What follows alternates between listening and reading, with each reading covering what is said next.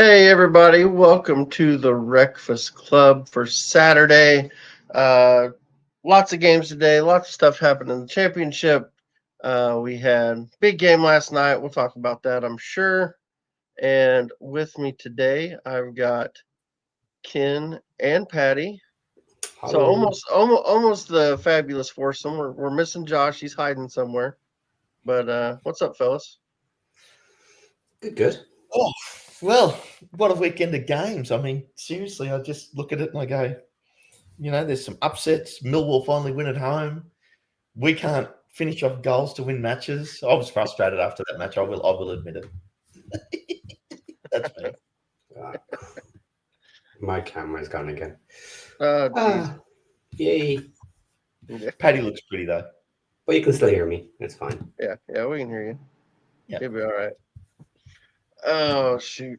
So what do we think, guys? I don't know. Ken, we were just talking about it. Let's go ahead and get into it. What did you think of last night? Yeah. We got to finish our opportunities. Otherwise, we will not win games.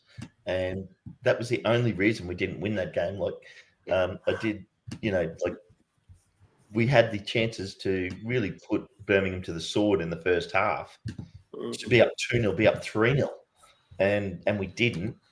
And then fair play to them. They came out in the second half, scored their goal, and then we couldn't get another goal. So it just was a little bit frustrating. But I mean, you've got a slightly different take on it, I think, do you? Or how do you feel? I mean, I agree with how the game. I agree with you on the game, but I think as an overall, I'm not that upset. You know what I mean? Because we'd talked. I know we'd talked at least.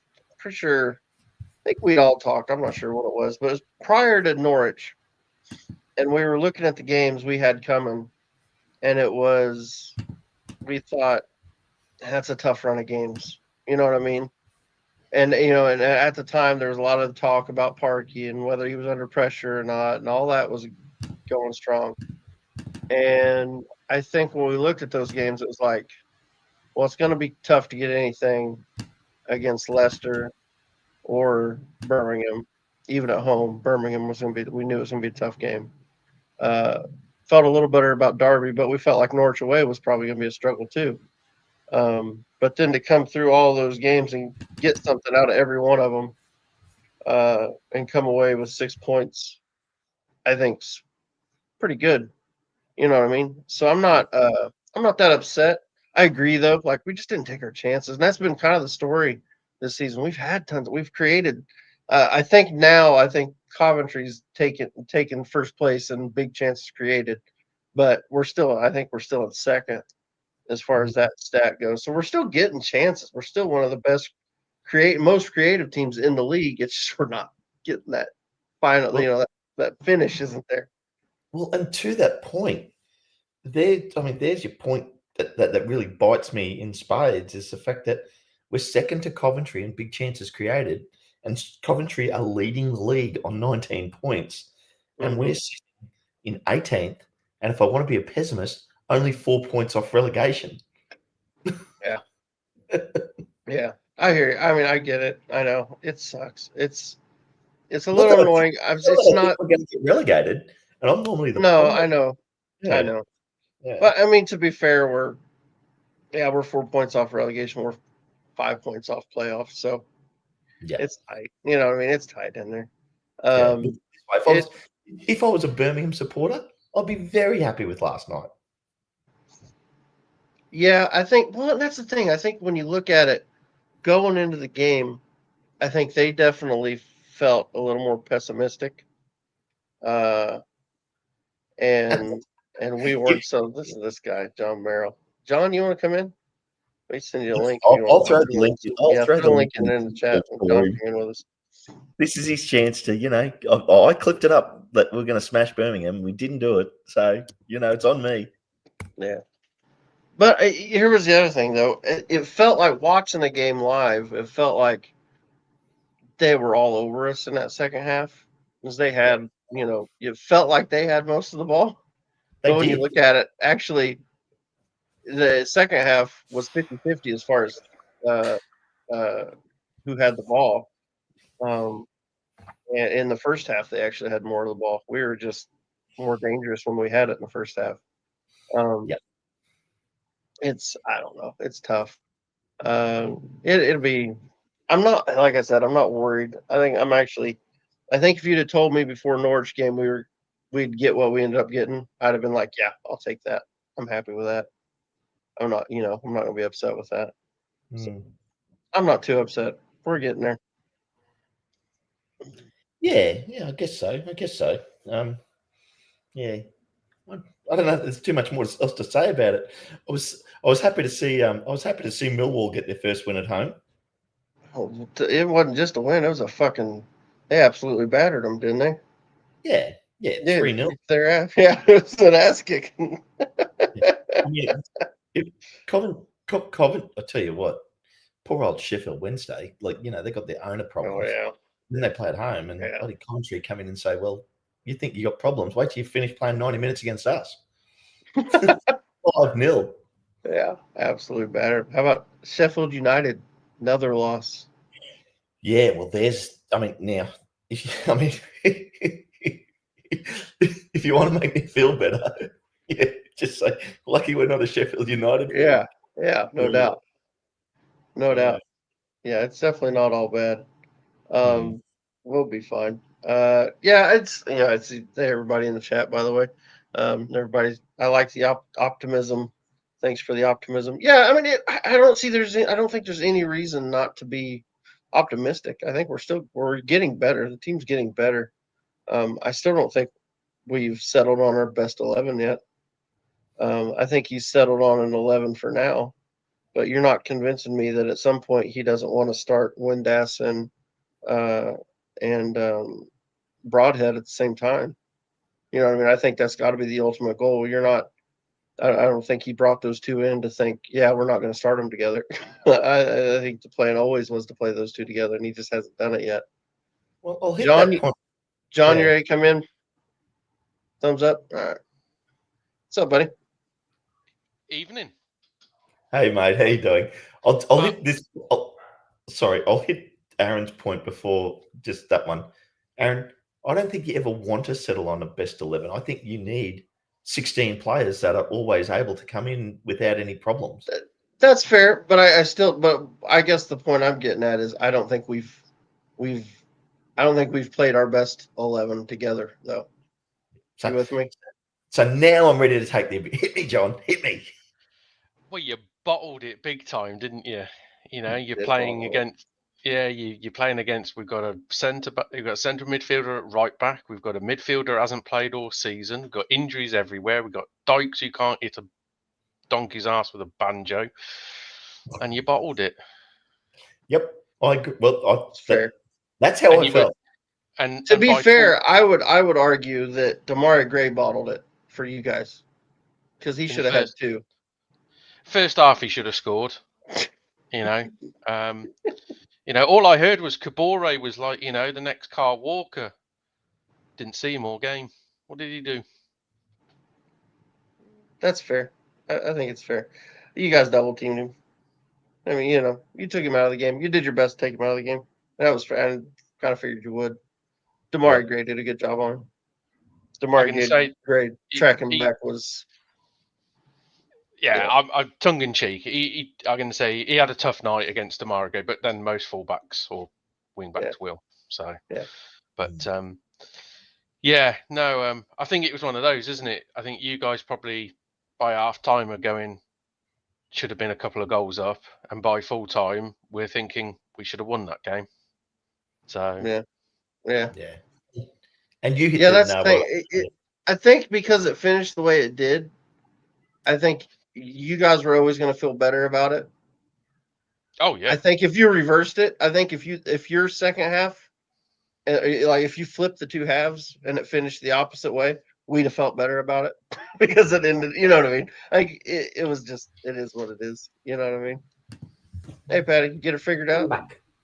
Yeah, I think so. Finally. Well, now that we've got, I'm going to call this a fabulous form. The other guys are fifth run ring in. It's Steve Barton, $20 super chat. When do we have Windass, Broadhead, Rathbone, and O'Brien on the field together? Never. Yeah. I don't think Rathbone's in that conversation. Yeah. Wow. You just beating up poor old Steve's $20 super chat. I just don't think. I think he's got 3 of the 4. I think Sheaf's the other one. Yeah. Unless Sheaf is injured, you're never going to see all 4 of those play together at the same time, I think. Yeah. I'd be surprised. Yeah. So did you feel, John, a little bit like you'd sort of let 2 points get away, or were you just happy to get away with the point? How did you feel immediately after the game? Immediately after the game, I was a bit gutted, to be honest. Okay. Because I think obviously we were the better side in the second half, and we had the opportunities. That's how I felt immediately after the game. After sort of, after 20 minutes, half an hour, whatever, you kind of look back at it and you remember the first half and you go, okay, fair result, which it was. It was a fair result. You guys were clearly the better side in the first half and we were better side in the second half. Typical championship game, really, wasn't it? Yeah. I like asking the question that way, and I like the way you answered it, because I like to sort of, so Paddy, how did you feel immediately after the game, as opposed to maybe a couple of hours later? I felt we were lucky to get away with the point, to be honest. We needed to make the most of our opportunities in that first half. If we had gone up 2-0, it could have been a very different finish to that match. Potentially, we could have looked really good, actually. But you never know what would have happened. But this is one of those things we keep saying: you have to take your chances when you get them in the championship, and especially for our type of play. It's a little bit different when you're kind of expected to be in the top 3 or 4 teams of the league. We're not going to be that this season. So it's very different that we're not getting all these chances that we know we will get on the end of some of them. If we're only going to get a couple of chances, we need to be taking them. But overall, the points total we have so far, I think, is reasonable, especially because of the poor start. In the last 5 matches, we've actually done quite well. Yeah. Yep, totally agree.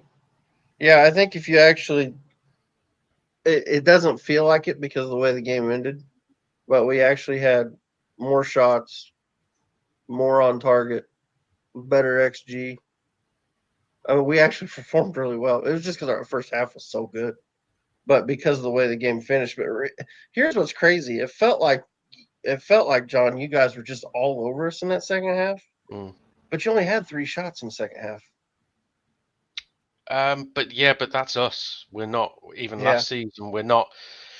We look for the perfect pass or the perfect shot. We won't take that half chance, or we've got a few players who will. Stansfield will. He'll shoot on sight. Tommy Doyle will. He'll take a pot at goal from distance. But the rest of them are so drilled into how we play, which is they will always look for that perfect pass or the perfect cross. So even when we are dominant with possession, we don't pepper, goalkeepers with shots. It's not our way. Yeah. I wish it was, but it's not. Yeah. That could be a problem for you this season, though. Oh, absolutely. There's no 2 ways about it. Our eggs are in the basket of Kyogo scoring goals regularly. That, he's the goal scorer. He's the guy that's been brought in to score the goals. That's our whole kind of system is revolving around that. Because we're not as, we're defensively, we are good. We can't defend set pieces besides, that's separate. But defensively, we are good. But you're not going to keep clean sheets after clean sheets in this division. So realistically, you're thinking you're going to have to score 2 goals minimum to win a game. Yeah, and normally we can't score off set pieces, so you shouldn't have had that problem. But we did get one away this time. Aaron, so they had 3 shots on goal second half. Do you know how many shots on goal we had the second half? In the second half, I think 3 also. I can tell you though. Because it didn't 3. feel like much. We had 3 in the second half. It was the possession was 50-50. They had 3 shots. and we had 3. Of course, the first one was right out of halftime when we scored that goal. But And they then did. we got 2 more after that. They did look all over the better team, though. Didn't It did. It felt like they just dominated us. You know what I mean? They really did feel like watching the game. It didn't feel like we had half the possession at all. I felt like they had all of it, and they were they were definitely more dangerous. Maybe they didn't get the shots, but they're definitely the more dangerous team in the second half. You know, they always looked like the team that was going to score before we were. That is kind of has been our style, is to be able to stand up to that. Now a little of column A, a little of column B. To be fair, we did. Yeah, we did. That's the point. And we did the same thing with Leicester. We held up to them too. And it'll come and go. People are going to score goals. See, and that's a perfect example. That's exactly what I'm saying. I think because the Leicester game went the way it did, where they were better in the first half and we looked better in the second half, we felt really good coming out of that game. But then this one was the opposite, so we don't feel so good. Same result, but we feel like it was a worse result because of the way the game ended. Here's something I want to run by you, John. I was thinking about this last night, and because I know there was a lot of talk about the team that Davies picked. That I know most of you guys weren't real happy with it. I thought, especially in the second half, we looked really leggy. Our starters were struggling. But by the end of the first half, we looked leggy. And so I wonder if Davies took a gamble and thought, let's change this up. These guys, this will be the third game this week. Let's change it up. Let's play with a little more freshness, even if it's not our best lineup, but then we can bring on our better players in the second half. Do you agree with that, or do you think I'm just pulling at straws there? Straws. Really? Okay. There you go. Again, the thing was, the better players, apart from Kyogo, who came on with enough time. I mean, he brought Doyle on, I think it was like 80-odd minutes, not too late, not going to affect the game. He didn't take Leonard off. He kept Leonard on the pitch. So, albeit, granted, you could say Leonard had fresh legs. Of course, Awata played right back, which, he's not a right back, and played 90 minutes there. So, I still don't agree with the lineup. I think I tweeted at full time. I said, I tweeted something like, unlucky in the end, but we wasted 45 minutes because we did waste 45 minutes playing an atrocious setup, and I don't even know what the tactics were that first half. We were so passive.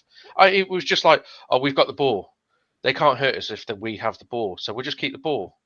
But we couldn't do anything with it, and it was just like we didn't even look to want to do anything with it. I will say this: I think Dykes could have sat on the bench and just not played, and it would have looked the same. Yeah, I don't think he made any difference at all. I get into arguments with Birmingham fans over Dykes because we've got a love affair with like this typical big centre forward who puts himself about. We had Djukovic for like 9 years, who was brilliant. Don't get me wrong. Dykes is not capable of lacing Djukovic's left boot. The irony of that is, John, I don't think Dykes is that good a player either, but he was centimeters from getting his foot on the ball there he was centimeters from getting his foot on the ball when he actually should have bloody headed it, because it was like all he had to do is he's meant to be a big centre forward who's meant to be good in the air. So what does he try and do?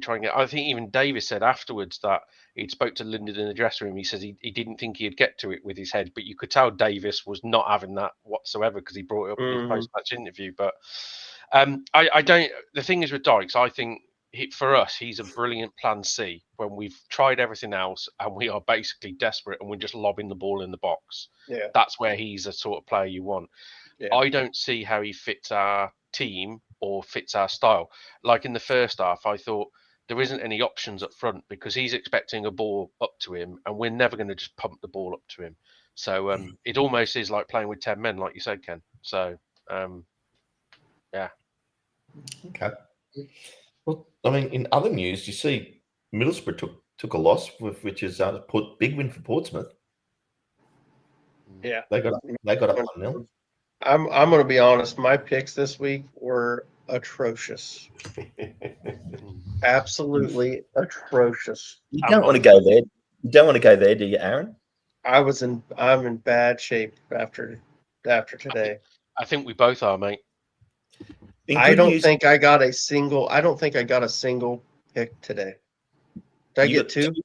No, you got two. Who did I get? You got Sheffield. You got Coventry. That's right. Yeah, it was the morning. That's what it was.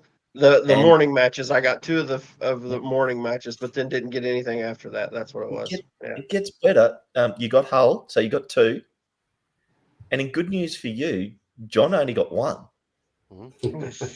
which was Coventry. And Paddy, did you get your tips to me? No. Oh. So wait for it. So Paddy, who didn't get his tips in, Aaron, has got three right. You get the away tip. Unbelievable. It's bloody South America. Actually, I'll tell you who did the best so far this week. It's Harry all over. Uh-oh. He got 6 and a score. Oh shit. I was sitting pretty because I've been wallpaper stripping today in my new house, and I had a soccer special on, and they were going through the 3 o'clock. And at some point, I was like bang on for getting quite a few right, and they were looking pretty good. And then, like QPR decided to just go, oh, we're just gonna score some goals, and Preston went, do you know what? Nathan Jones is really defensively tight. Charlton, no, they shall just disappear. So yeah, I thought you would have been happy about that result, John. Charlton taking a loss. Well, I don't really care about Charlton, to be fair. I mean, yeah, it's nice when they take a loss, but not when I predict them not to lose, if you know what I mean. So, I mean, the least they could do is actually do me a favour. So, yep. Well, I got 3 with a score, and all of South America got 3 with 2 correct scores. Wow. Do you know the worst thing is? I had 1-1 for our game put down before I sent you the picks, and I thought, oh no, no, blue tinted glasses, 2-1. Go with what you originally thought, and I talked myself into 1-1, and then I changed my mind. So lesson to be learnt there. That's funny. I can't believe, because I'm searching everywhere, making sure in like our channel, in our chat. In the chat that with the individuals, I made sure Paddy hadn't sent me the message there, and I'm like, no, he hasn't sent me his tips, and I'm like, and now he's got. Well, sorry, that's not true. He did give me publicly on the show the Wrexham score, so I put that in, and then I gave him away for the rest of them. Now he has the opportunity to send me Ipswich v Norwich because that game hasn't been played yet, if he wants. But the way he's gone by not putting his tips in, he mightn't send it to me. I take it you guys are all Ipswich fans tomorrow, I guess, aren't you? Don't really care. I'm a bit like you before. What did I pick? Charlton, I don't care. I don't even remember who I picked, to be honest with you. It's just if Norwich get a result, they go above you, don't they? I'm not that worried about it. No. Yeah. Let's have a look. I tipped 3-0 to Ipswich. Aaron tipped 2-1. You tipped 3-2, John. Yeah. The only person that tipped a draw so far is Harry all over. So maybe there's the result. I think we're all banking on it being is it first time in 15 years Ipswich would beat Norwich? I think something like that. It's been a long time.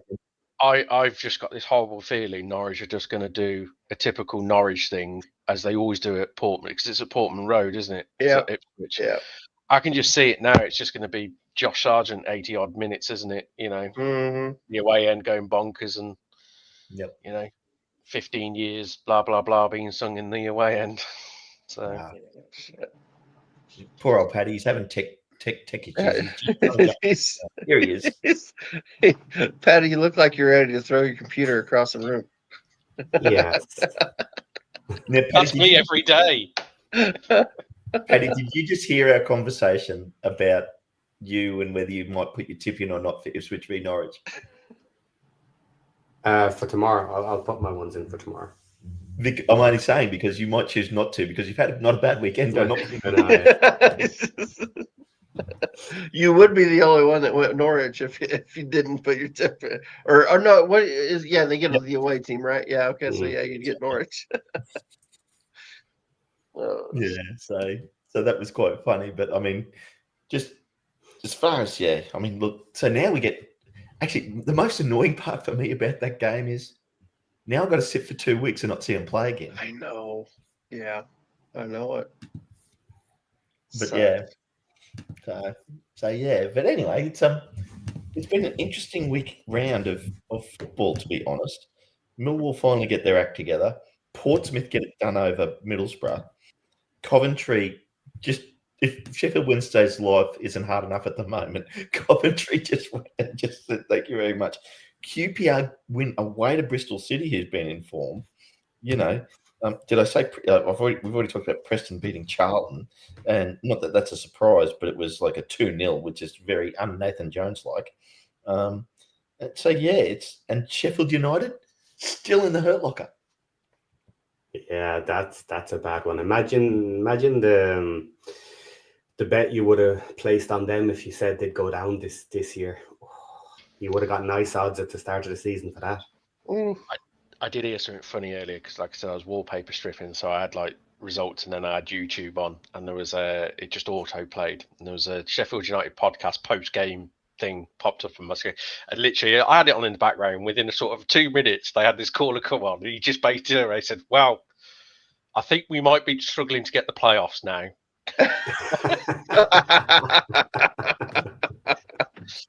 And I was just like, "You think, really?" Oh wow. Hopefully that was a little bit tongue in cheek. I mean, it is. No, he meant it. He meant it. Oh my god. Yeah. But yeah. So yeah, I mean, and then Leicester travel away to Swansea. So for far as us trying to be the top Welsh team in the league this season, that was one thing that went our way, I guess, this weekend. But not that I'm really worried about that either, to be honest. But yeah, I just I want to see us. Like, I would have been happier finishing chances and drawing 2-2 than drawing 1-1 and not finishing off some goals. Yeah, I can see that. So yeah, that's my feeling. I'm in this state of flux at the moment of just just torn. Yeah. It'll be all right. Here's the good thing. I think defensively we were still okay. We were better than we had been. So that that was another part. Held them to 8 goal at least. And they got chance. They could have scored more. But it was we weren't terrible defensively. No. Actually, the three of us, Aaron, have a bone to pick with you. What'd I do? Yeah, we want to know which staff member you ran out of your comfy leather couch office from and grabbed his helmet and put it on to take that photo in the game day build-up. Yeah, I heard you guys talking shit. I almost took another one with just giving you one of those. But you could tell we were right though. Your T-shirt was far too clean. Get out of here, you guys. He doesn't work. He supervises. He doesn't. People. He doesn't. I supervise the robot and then fix all the bullshit it does. In 24 months' time, the robot will be supervising you. I wish it would. I've been waiting for 10 years and it still hasn't. So, well, boys, I did go out to a birthday party last night, and I don't know whether you can tell by my voice. It's a little bit croaky this morning. I'm a bit dusty, and I think I'm going to have to go away and get some nice greasy breakfast. There you go. Right on, buddy. So I might leave you boys to chat, but it's been a pleasure. Let's enjoy the interview. There'll be plenty of shows. I'll see you guys around. You guys have a chat and have some fun. Okay. Cheers, Ken. I would see you, buddy. There you go, Paul Kelly. Harry Oliver is the new Oh, shit. Well, we're okay. So let me ask you this. Did you have any, John, did you have any surprise performance? Was there anybody that you thought performed really well that maybe was out of position or you didn't expect to play? I mean, what was your thoughts? I I think Iwata, I was impressed with Iwata, though I don't think you really targeted him, which I was a bit surprised about. You didn't really test him. I thought he kind of coasted through the game. He did what he needed to do. I mean, he's a defensive midfielder, so I never thought his tackling ability would be a problem. My worry was, would he get caught out of position? My concern was he would naturally sort of come forward, maybe a bit central too often, just as a natural, thing. But no, I think he did well. I have to give credit to Leonard. I thought Leonard did okay. He did well in there. He had his one brain fart, which was to pass the ball that essentially gave O'Brien chance. Should have been a goal. Should have been a goal. Yeah, luckily he passed it to him, so he had on his right foot. So other than that, it was one of those where, like I said, even though we played better second half, we were still nowhere near good enough. I think we played well against Ipswich this season, and we've played well in bits in games, but we look a side that I think are very struggling with a lack of confidence, and we're chopping and changing so much that you can tell it's disjointing the side. And I know injuries are a factor, but I mean, it was good to see. I think Anderson came on, which is good. Kumas still frustrates the hell out of me because I just think he's useless. But yeah, there was a few steady ones. I thought Clara was. It sounds strange, but his typical self, which you kind of don't want to take for granted. But I thought he was immense back there. I thought he was given a real tough challenge with Moore. I think a few of the comments, not on this show, but on the previous shows, Moore was getting a bit of bashing. Where I thought, to be fair, he played quite well. He's physical. He was everything you expect Kiefer Moore to be. He gave Clara a tough game. I think it was a good battle, those two. So, but no, nothing surprising. I'd say the one that stand out was probably Iwata, if you were to put me on the spot. What do you think, Patty? Did anybody stand out for you? A lot of people gave Kiefer Moore a lot of stick for that match, and it's not quite what I saw. I think I saw more what John just said. I saw a lot of hard work, trying to nick balls, doing some difficult things, trying to keep the ball, get into good positions, but you blocked them off quite a bit, and you were very defensive in attacking him back. So there was a lot of good battles there. They just ultimately didn't come to much. And people mentioned his speed. Now, when he first joined the team, I looked at him and I said, he's faster than I expected. Which I think is true, but I think it's a little bit more straight line speed. He's not great at ball control and speed at the same time. He's a lot better if he can collect the ball, have a second to pass the ball to himself essentially and run onto it. He can be quite quick. And I liked some of the attacks he made in his first couple of matches along that side. So I didn't see a lot of the things that other people were complaining about with him. I thought he had an okay game. I just give a lot of credit to Birmingham for blocking him down and blocking where he wanted to be. And it's up to our guys to get into the good passing lanes to help him out. And I saw that a bit across the match where people got the ball in an okay position and sometimes there just wasn't options. So we're getting better at our passing triangles and stuff like that. But on occasion, people are getting caught. And it's the same old problem that we've had at times is because we try and transition really quickly into attack. We got players in attacking positions with no support. We've had that before as well, where one player gets up there in a good attacking position, but there's nothing they can do with it. Which has been a bit of a problem at times. So there are elements we need to kind of work on. But overall, I see a lot of positives from the team so far. And the last two matches, we could have been absolutely smashed in the last two matches, you know. And by getting smashed, I mean it never looked like we could have won it. That's what I mean when I say getting smashed, is just you never looked like you could actually win that one. Even by a couple of good chances occasionally, that you just, for one reason or another, didn't come off. Not even that, but we haven't had that all season. So yeah, I think it's okay. I think we're doing well. The big issue I have with Parky is the same thing everybody else is talking about, which is his substitutions. And it's an interesting one, because if Parky is delaying the substitutions because he doesn't really trust the bench, because we have a weaker bench at the moment, we've only upgraded part of the team. Do you agree with, assuming that is the case, do you agree with that, keeping them off as long as possible? Or would you go the other road, where because it's early enough in the season that you have to put them on and play them and find out for sure that they are not good enough? Before going down that road. I think there's context to what happened on Friday night. I don't think, because if you remember Tuesday, when our subs came on, they changed the game. They were great subs on Tuesday, and they worked really well.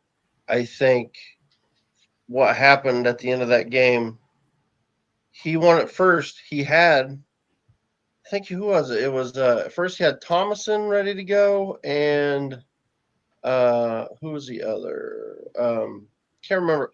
He had a couple ready to go in, and then it was taking a while to get the opportunity to actually get them in. That's just rules. You know what I mean? You got to wait there. You can't just put them in at any time. There's certain times they can go in. They just hadn't had the chance, and so they're kind of waiting. They're standing over there ready to go in. Then he had to change things. So he ended up having to change it up who he was actually going to sub, because Dan Scar had to come in. So I'm not sure exactly what happened with Chaim, but he needed to come off for whatever that reason was. He needed to come off, and so that changed who he was throwing out there, and I think that changed his thinking completely. He's like, okay, I got to do something different here. You know what I mean? Because at one point we had Barney was up to go in and didn't come in. It got weird, and so I think there was things that happened on the pitch that changed what happened. So I think people are trying to make a mountain out of a molehill on that. I wouldn't. Shit happens, and I think you can't go from one game, the game before, saying that they were perfect and they were, how great they were, and then he went to basically make those same changes, and it wasn't right. You know what I mean? So I think I think people are just reading too much into it. I think, overreaction. I think that's what it is. I don't necessarily think people are arguing too much about necessarily who he was putting on or the actual changes he was ultimately making. They were saying it was simply too late, that he could have made these changes earlier with the fresh legs. And this is something that consistently has been an issue or a non-issue, depending on your point of view, of Parky's. He does do it that late, and he's consistent in going that late, because it's rare that he is as early as 60 minutes, or certainly not before it.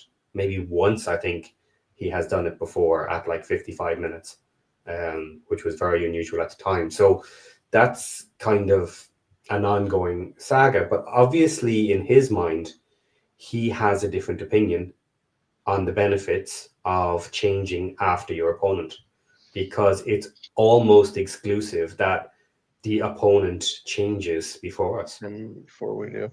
Yeah. Now, maybe he has different things in his mind depending on what the opponent does. I don't know. That would be the biggest stretch, I think, for a lot of people to consider. But it's possible. It's possible that he's waiting to see. But I think it's a little bit more simple than that. I think he just believes that when he puts the players out there, he gives them the time to either see it out or fix the problem. Because either way, I don't think he likes pulling people off when things are going wrong. Maybe it's a mentality thing that he thinks you don't pull them off early and then destroy them because, oh, you've screwed up. I'm taking you off early because you've messed up. Maybe he just likes the more positive way of doing it in his mind, which is no matter what, you're getting your opportunity. If you're my starter, you're going to stay my starter unless something major happens. And then it's kind of a late sub. If I put you in the starting 11, you're going to be my guys for the majority of the match, and it's on your shoulders. So step up to it. Kind of, he's putting the pressure on them to, right, you're in there, get it done. Yeah.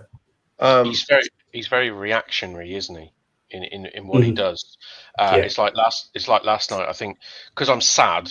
I watched the highlights this morning while eating breakfast, because I wanted to put myself through that pain. And I think I said last night, didn't I, Paddy? I said, can somebody explain the Scar substitution? Because that didn't make any sense whatsoever. But it was interesting on the highlights I saw, which had a different commentator to the Sky ones that I saw. They actually said that Hayam injured himself in the Furuhashi goal that was offside. Apparently, he injured himself stretching to try and close it down. So they said I didn't realise, I must have missed it at the time, but he had the trainer on and stuff, which is apparently why he had to change his mind on the sub. That's why Scar came on. I didn't see it, but that's what the commentator said. And I thought it was noticeable, like you said, with these changes, he very reactionary. I think because we obviously took off Gray and Roberts, and we brought on a straight rate, like for like replacements of Keshi Anderson and Kumas to replace out wide. And then I think within a couple of minutes, he then changed the wing backs. So to me, it kind of felt very much of they've replaced their wingers with fresh legs. I need to replace my wing backs with fresh legs. It seemed sort of, just a reactionary substitution. Yeah. So the way it went, according to FOTMob, so we brought on, you guys changed out Dykes at 65. We changed Sheaf and Windass out for Broadhead and James at 70. You guys changed Gray for Anderson, Kumas for Roberts, and at right then also. Then brought on Doyle for Stansfield at 81. I think it was right then, right after that change, we lined up a set of changes. And then that's when it was like we were waiting for them to go on. Then the injury happened. So then he had to change his changes. And our changes didn't come in until the 88th minute. So yeah, it ended up being McLean, Barnett, and Scars who came on. But we had Thomason up there at one point. Yeah, it was Smith, Thomas, and McLean were lined up. Smith was the other one that was lined up to go in also. That was who it was. Thomas, and McLean were the three, yeah. Yeah, and so then he had to change. He changed who it was because of the way it worked out weird. And so I don't think it was that. I wasn't that upset with it. I think because honestly, had he got his subs on when he tried, then we wouldn't have been able to bring somebody on for what's his name in the middle? Hayam. Hayam, yeah. We wouldn't have been able to change Hayam when he got hurt. So it was one of those weird ones. And what's the rule? Like, then there's a certain style. I know it's different for different age groups and shit. Like over here it is anyway. But like it has to be our possession on an out of bounds play or something, and we can make changes or something like that. There's some weird shit that we had. Like we were only allowed to make changes at a certain time. I don't know. There's no rules over here. But nothing on that. No, it drives me insane because managers, Davis is a bastard for it, where they will only make substitute changes when it's a particular sort of situation. So if you've got a throw in, or something in the opposition half, so you've got possession of the ball and it's nowhere near your defensive line, and they wait for that moment. It will throw it. Free kicks will be given in your half for the opposition and all that, and they won't. And Davis is saying, won't make changes. They will wait until the opportunity is that you have possession of a free kick or a throw-in or a corner or something, and then they will make the change when it's almost safe that you're not changing anything in a defensive line or near the defensive line under pressure. But yeah, no, sometimes I just think, well, it drives me insane. It's just like you're waiting for the perfect moment, and is the perfect moment ever really going to happen? Yeah. It's like if you're looking to bring on a centre back, or one of your centre backs, or you're obviously wanting to shore it up, or one of your centre backs is struggling, just make the change whenever, because surely having the new centre back or the new person on the pitch is better, even when you're defending something, rather than we'll just give it a minute. It drives me insane that with managers. Yeah, so that's what I wasn't sure if the rules, and I hadn't read the EFL rules, because I know, like, for us over here, so we can't make a change unless it's got to be our throw in or our goal kick for us to make a change, unless the other team's making a change. We can make it so, let's say if it we can was, do both. you can do both if they're changing also, but basically the way I was explaining to it over here was basically a time wasting, try to get away from people wasting time. So they'll only let you make them at certain, whether it's got to be your throw and your or your goal kick to make the change. So I wasn't sure if the EFL had something similar. Maybe that was part of the weird. That's why they have the Windows strategy to stop you trying to use to 5 stop, different gotcha. to break up play and slow things down and stuff like that when you're ahead. So you have to use your 3 windows, and you don't lose a window for subbing at halftime. Right? Because you've already stopped the play. You're not delaying anything. Right. Yeah. So it's basically 3 delays of play in order to swap in your players. Gotcha. No, I wasn't. Yeah, I wasn't that. I knew it got wonky, but I think, like I said, I think it was because of the Hyam injury. But I wasn't that upset with it, because we actually had a couple of, just in the flow of the game there. Like, we actually had a couple decent chances before we made those changes. Right before, I think Kabore, if I remember right, Kabore had a decent run down the wing right before he got subbed off. It wasn't long, or it wasn't far off from when he got subbed. He had made a really good run. It may have been right before. I can't remember. I'd have to watch it back. But yeah, it wasn't that bad. But I don't know. I wasn't that upset about it, put it that way. So I think the only negative thing I would say from your point of view would be, I think I said it in Josh's show earlier, there was one manager that was making changes to try and win the game, and it wasn't the home manager. It seemed very much of a, I think the changes all seemed typical like for like, but they were all quite conservative. There wasn't anything there that struck me with the changes he made, which I thought, well, that's going to cause us a problem, or tactically he did something different to kind of try and take advantage of our setup in the final minutes. So it was all very much of a, okay, we'll keep what we've got almost. Whereas, Aaron, what changes though do you think he could have made to go more aggressive? I don't think there really is. Wasn't much. You could have thrown. I mean, you could have thrown an extra striker on or something if you wanted. You drop it. But you could have. Okay, but here you go. That's when you're losing. Like that's kitchen sink thing. Yeah, exactly. Like, I mean, that would have been extra. Yeah, there's not much else you could. Honestly, I think he would have wanted. I think he wanted to make a little more of an attacking change, but because of the injury to Hyam, he couldn't, and it kind of screwed things. You know what I mean? I think initially it was going to be Smith on for more to get legs. You know what I mean? Get those legs in, get more off, and then so that's an attack. Maybe it's not really a like for like, but maybe that's an attack. At least you're changing your attacker at least to get more legs up front. So I think that was initially what he wanted to do, but I think because of Hyam coming off, he couldn't. and then he decided instead of changing the midfield, go ahead and change both the wing backs, which he probably felt like may give us a little something more.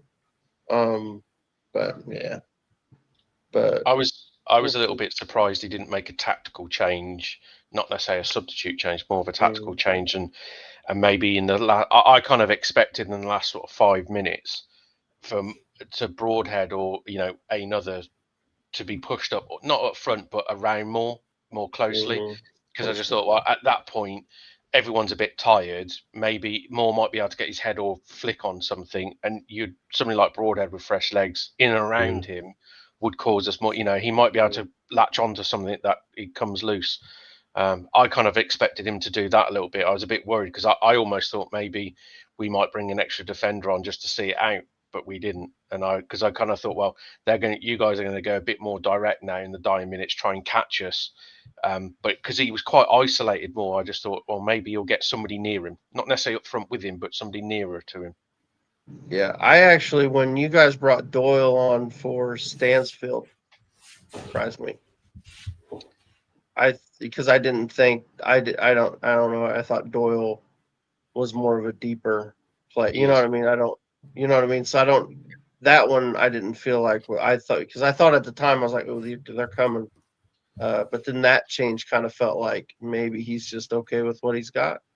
I think Stansfield was dead on his feet. He had been dead on his feet for, I think, 5-10 minutes before he got taken off. I think there was a 50-50 run which he kind of went for but couldn't get there, and I was screaming at the TV at that point to say, you got to change him, get Doyle on, because we didn't really have anyone else on the bench that striker wise or forward wise that fits the mold of the Stansfield. So I kind of thought, we'll just get Doyle on and sort of block out the midfield. He might be able to pick a pass maybe for Kyogo, but I wasn't surprised. I was just a bit, in all fairness, I was a bit surprised it took him as long as it did to get him on the pitch, because Stansfield with carrying an ankle injury as well, I was amazed he lasted as long as he did.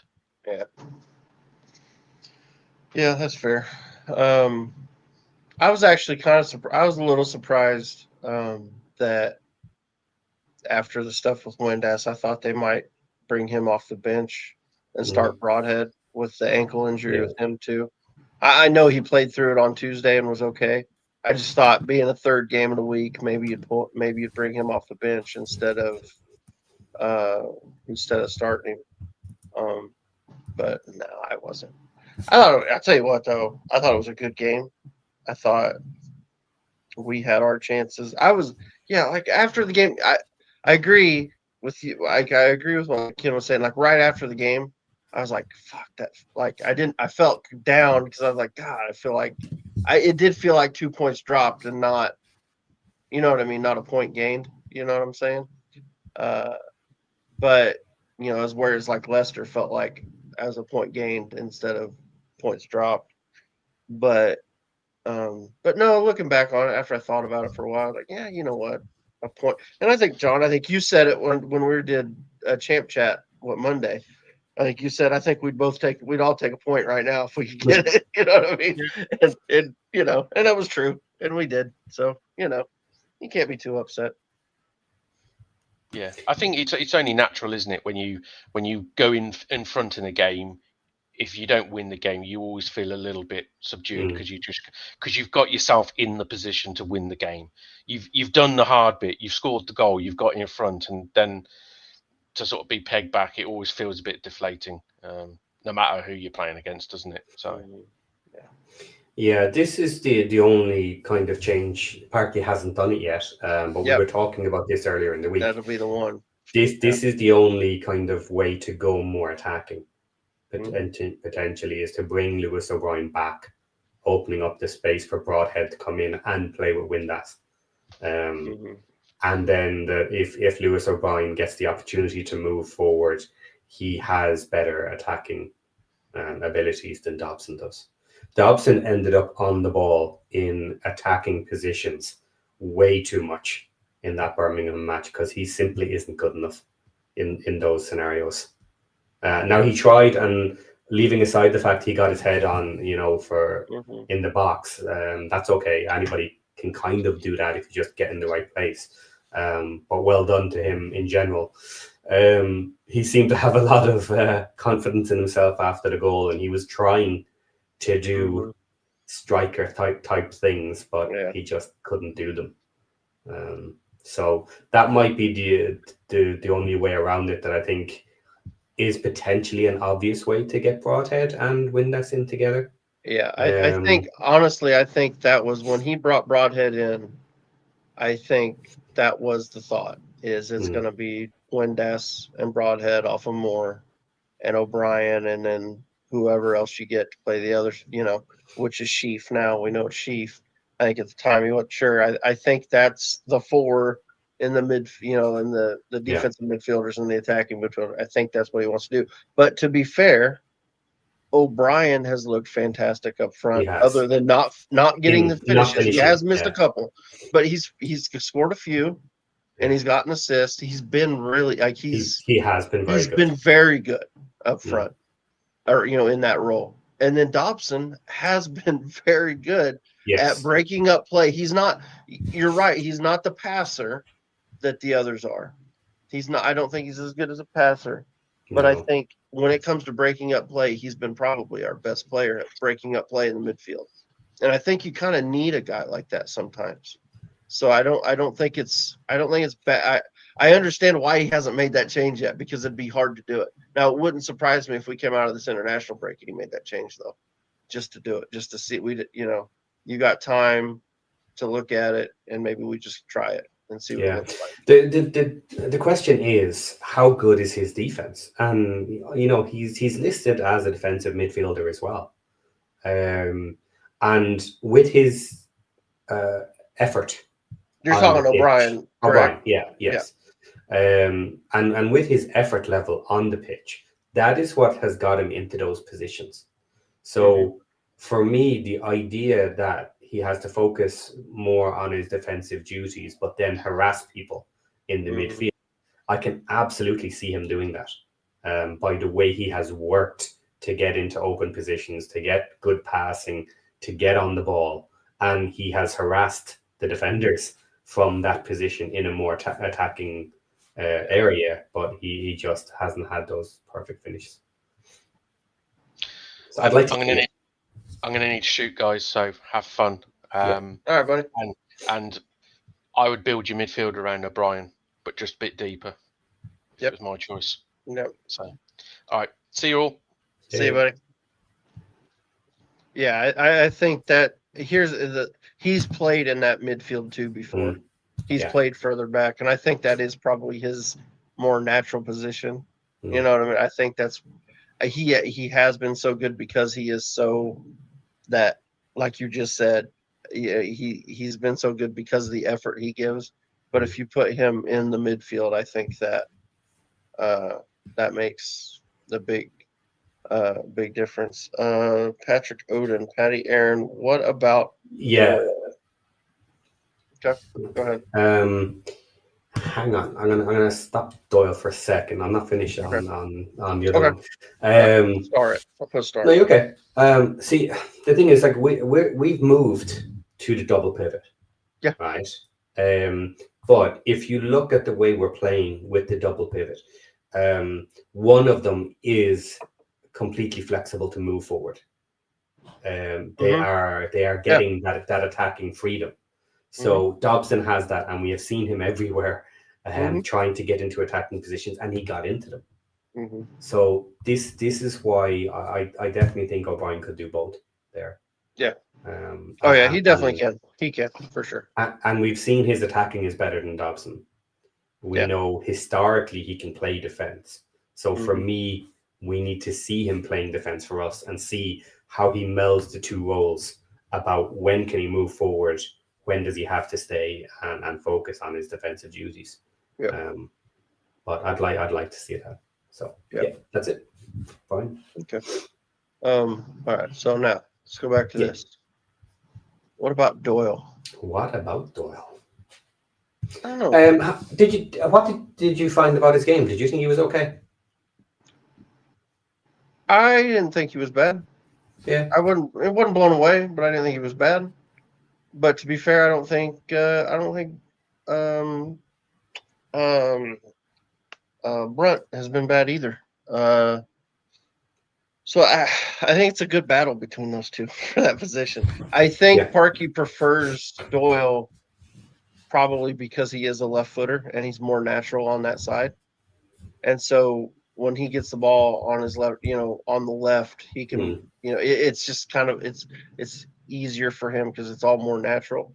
Yeah. He is a little more aggressive, I think, than Brunt, but I think that can cause issues sometimes. Yeah. The one thing I will say, when Doyle did have a couple not great performances early on in the season, but that was before we changed to the double pivot. And so he didn't have that extra cover over top of him. Yeah. And I think having the double pivot over him now that'll help with some of that, I think. So I think Doyle, obviously we spent that much money on him. You're gonna play him. But yeah, I agree. Neither has secured that. Totally agree with that, Chris. Absolutely. I don't think either one of them has been terrible lately. I know, like I said, Doyle had a couple stinkers, but I think this game, it wasn't. I don't think it was bad. He kept us pressing forward. mostly. Yeah, that's fair. He does, like I said, he likes to get forward. He likes to. Matt White was a good one here. More skilled. Doyle's more skilled. Brunt is faster and will head everything inside. Yeah, I think that's where I agree. Brunt is much better in the air than Doyle is. So they both kind of bring different things. You know what I mean? They bring different skill sets for sure. It would be interesting to see Parky actually share a role in that way, where he was actively choosing the style of team that we're playing against, and whether he expects balls to be coming in from the wings, where he might play Brunt for the heading ability, versus playing through people to bring the ball out when we have other teams. Might be an interesting one. and swapping them without them having an issue. Like literally, I brought you in for this match. I think you're suited. You did nothing wrong. The next match is now Brunt's because I choose him for that match. And not this back and forth, because we had Scar and O'Connell last season, but that was very much which one seems on form, and when they got swapped, it was normally after mistakes. Yeah. Matt White, can we just merge him into one player? Yes, we can. Problem is, he costs about $25 million. That guy gets expensive, and he plays in the Premier League.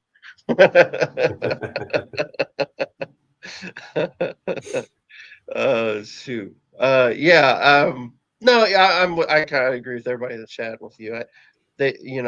Neither one of them will lock that position down. It would be interesting to see him play. Use those two both. Depending on the match, or even if you came out and you thought, okay, this first half we're going to go after these guys. Maybe we get a 2-0 lead. Now let's bring Brunt in and let him defend it. You know what I mean? And just use them like that. It's not a bad thing. It's definitely not a bad thing. Definitely we've definitely got options. Somebody asked, is Paul Kelly, has Brunt played on the right side? Yeah, he has. I know in a couple of the cup games, especially at last season, I think he played some on the right.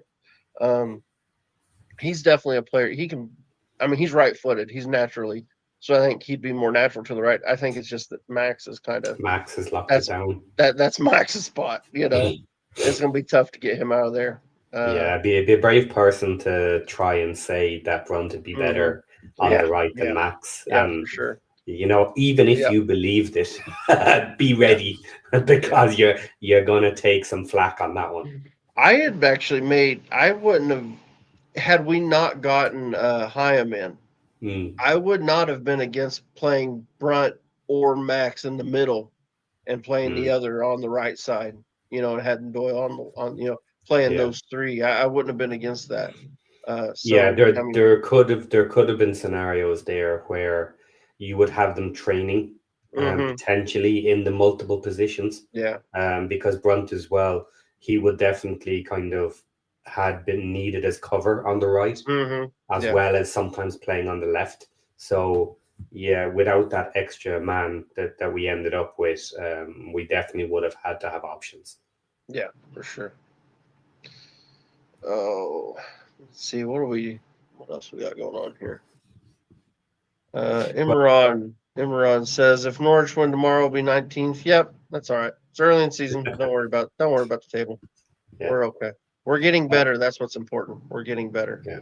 That's for Before sure. we move on there, I want to circle back just a little bit because we have Steve Barton and his big super chat here, and we kind of skipped over it a little bit, but we did cover parts of this since then. So when do Windass, Broadhead, Rathbone, and O'Brien get on the field together?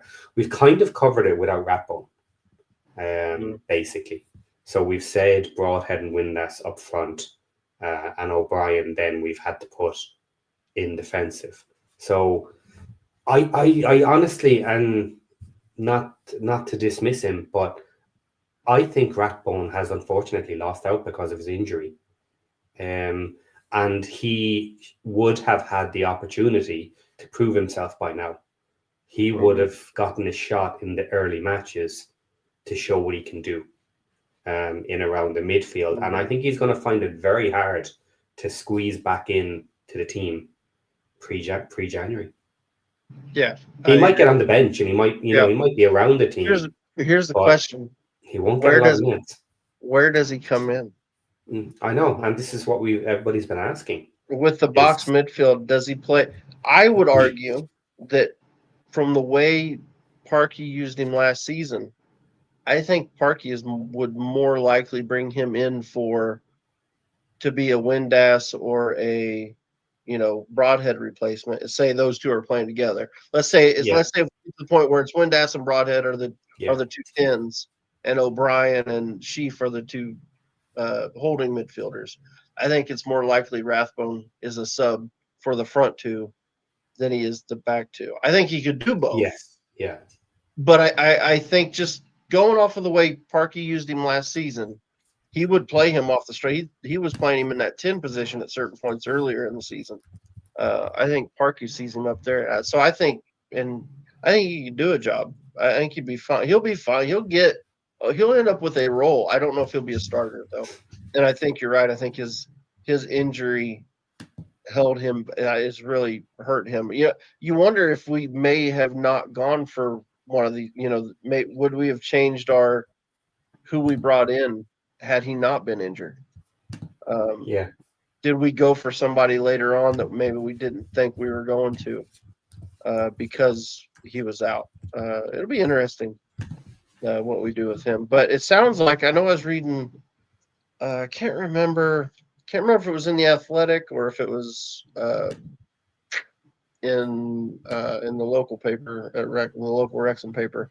One of them had a story, I think it was in the Athletic, had a story, or had an interview with Parky, and he was talking about, he's thinking it looks like he's going to be Rathbone, Kakache, and who was the other? Was there another one? At least those two for sure are going to be probably ready for selection come the end of when we get back from this break. So yeah, it'll be interesting. Yeah, I would absolutely hope so. You know what I mean? There's some major issues that they've been hiding if they're not back after this break. Now, following up on that, interestingly, we also have Thomason involved here as well. So I do agree, if we were going to play Windass and Broadhead together, it's likely one of them will have to be replaced at some point, unless we have an easy match, in which case they're not exhausted, So we're going to need backup for at least one of them to be able to come off in that scenario. So I would say Rathbone could be a decent enough cover for that because we know in attack he can do it. So that's fine. But what I did here in the background is I pulled up both Thomason and Rathbone. And I'm going to go through their stats for last season and just kind of discuss two together as well. Could they cover the defensive side? Could they cover the front of the box or whatever? So Thomason is 24, and FOTMob have him down as attacking midfielder, centre midfielder, and defensive midfield. Okay. Then for Rathbone, he's 28. He's only down as a centre midfielder. But we know his attacking prowess is really good. So then stat-wise, last season with Bolton, Thomason scored 5 goals with 3 assists and ended up with a 7.1 for the season. And that compares to Rathbone with 8 goals, 3 assists, and a 7.2. 48 matches versus 46 matches. So they're pretty close. Stat-wise for time played and stuff like that. So it's interesting. I want to see Rathbone back on the pitch after his injury and see if he can come out guns blazing. But also, I want to see Thomason because we bought him. And I hope we bought him for a reason that isn't just simply cover. Bench cover for injuries. Because I've mentioned it before, I don't like the idea of buying players at the moment just to be injury cover for depth, because we need to upgrade. And if we were buying in players, I expect them to really be able to break their way into the starting 11, or then they just don't work. For whatever reasons, they got their shot, we brought them into the team, they just couldn't gel, couldn't figure out the position with what we're asking of them. We haven't had that very often, but I kind of would accept it if, they had the shot, they look good, but they just didn't work within our team, our formation, whatever. All the different reasons you could think why someone might mess up. I'll disagree with you there. Because I think we've upgraded every position in the midfield. And I think I do see him as an upgrade, but he's upgrading the subs. I think you've just made, he's brought the floor up. Does that make sense? He's not going up. A cheap addition. I think he's bringing the floor up instead of. I always kind of thought that, and he's played that defensive mid role. I mean, he played it all last season for Bolton. He played in a midfield 2. So I mean, that's where he'll play. I mean, I see him. I assume when he was coming on, when Parky initially had those guys ready to come on, I think he was coming in for Dabo. And I think that's where we'll see him be the backup for. But I think when you look at if we get the 4 in there that we were just talking about, if it's O'Brien and Sheaf and then Windass and Broadhead, I think the argument is, we've already upgraded all 4 of those positions. You know what I mean? And so we did upgrade, but we also upgraded the bench also, instead of banking on who you name a midfielder that's not with us anymore from last season that would have been a bench option then. So I think I think we're in good shape. I really do. I think we're in good shape. It's an interesting point, and I do get it. But we brought in more players than I expected as well. So I guess that's probably it, because if we've had 11, once you go over 11, that's your starting 11 upgraded, pretty much. And then you're duplicating positions. So then what are you going to do? So he could end up sitting the bench till next summer. But is he almost surplus to? He will be. He'll be surplus to requirements pretty much next summer. Or to be fair, he'll be third.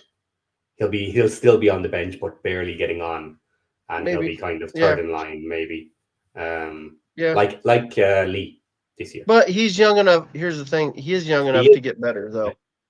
So it's not like he's 30, and he is what he. You know what I mean? Like an Elliot Lee, who he Elliot Lee is what Elliot Lee on the bench, and Right. actually improve and Yeah. have a better shot next year off the bench as a better player, possibly. Yeah. Right.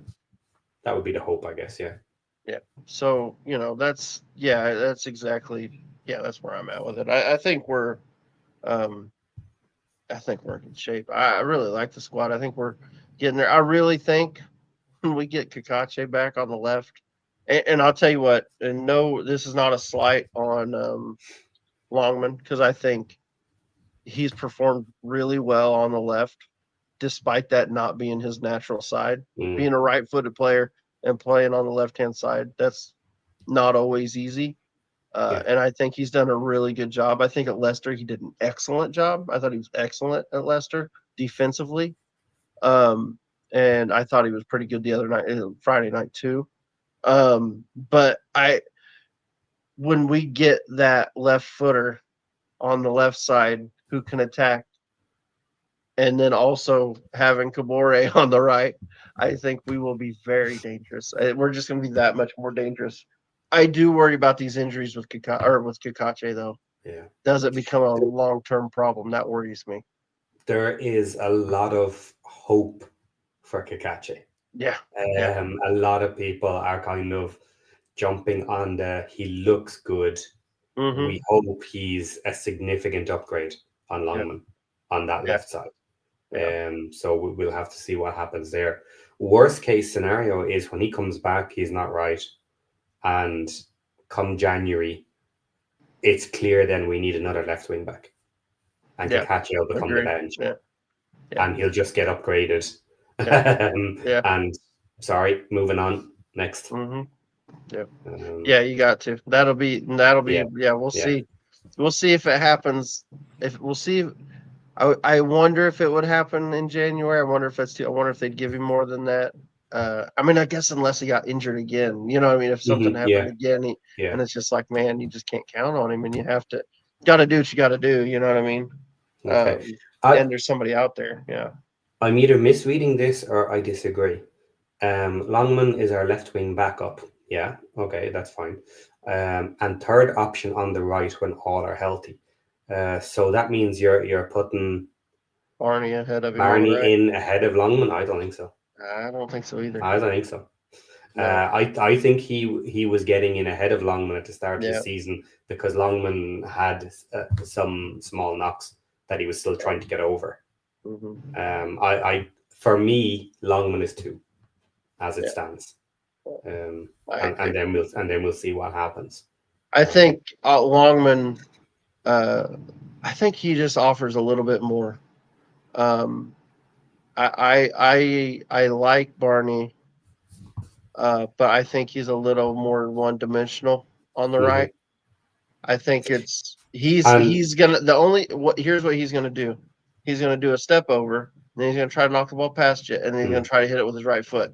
Longman may do that. He also may run inside, and shoot himself. I think he's a little more versatile, and more importantly, I think he's much better defensively. I think that's where Longman gets the nod over Barney. Personally. But let's just say for a moment that both of the players are very close together. Right? Let's just say that for ease of argument here. Longman has the utility that Barney does not have. Longman can play the left. Play both sides, yeah. So if next summer, let's say, we end up in a situation that someone has to go, and one of the options is we can take out either Longman or Barney on that right-hand side, I think Longman will get the nod because of his utility that he also covers the left in emergency. Yeah. Matt, I think you're missing the point. I think if Longman does both. If Kakache and if Kakache and Kabore are starting, Longman's your first one on. Doesn't matter which side.